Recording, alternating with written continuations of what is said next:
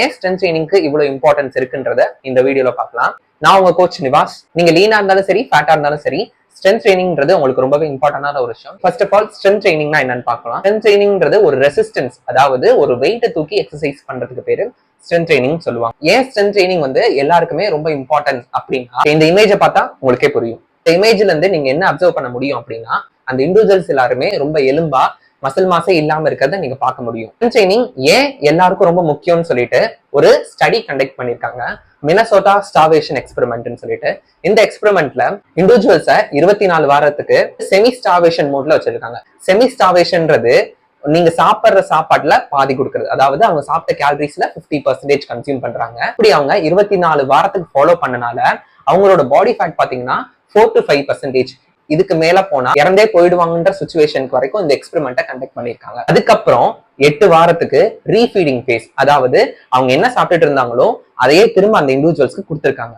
So இந்த ரீஃபீடிங் ஃபேஸ்ல என்ன ஆயிருக்கு அப்படின்னா, அந்த இண்டிவிஜுவல்ஸோட ஃபேட் மாஸ் முன்ன இருந்ததை விட அளவுக்கு அதிகமாவே இன்க்ரீஸ் ஆயிருக்கு.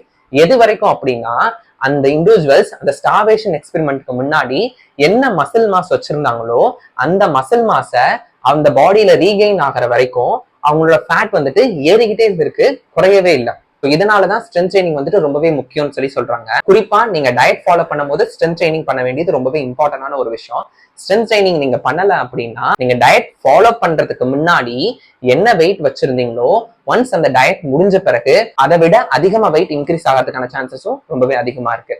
ஸ்ட்ரென்த் ட்ரைனிங்னால தான் நம்ம பாடியில இருக்க மசில்ஸை ப்ரிசர்வ் பண்றதுக்கும் எனர்ஜிக்காக நம்மளோட மசில்ஸை எப்பவுமே கரைச்சிடாம இருக்கிறதுக்கு ரொம்பவே ஹெல்ப் பண்ணும். லீனா இருந்தாலும் சரி, ஃபேட்டா இருந்தாலும் சரி, உங்களுக்கு பாடியில மசில் வேணும்னு நினைச்சீங்க அப்படின்னா நீங்க பண்ண வேண்டிய ஒரு பெஸ்ட் விஷயம் என்னன்னா ஸ்ட்ரென்த் ட்ரைனிங் மட்டும்தான். வெயிட் லாஸ் பண்றதுக்கு நிறைய ஸ்ட்ராட்டஜிஸ் இருக்கு. Dieting, yoga, Zumba, swimming, dancing.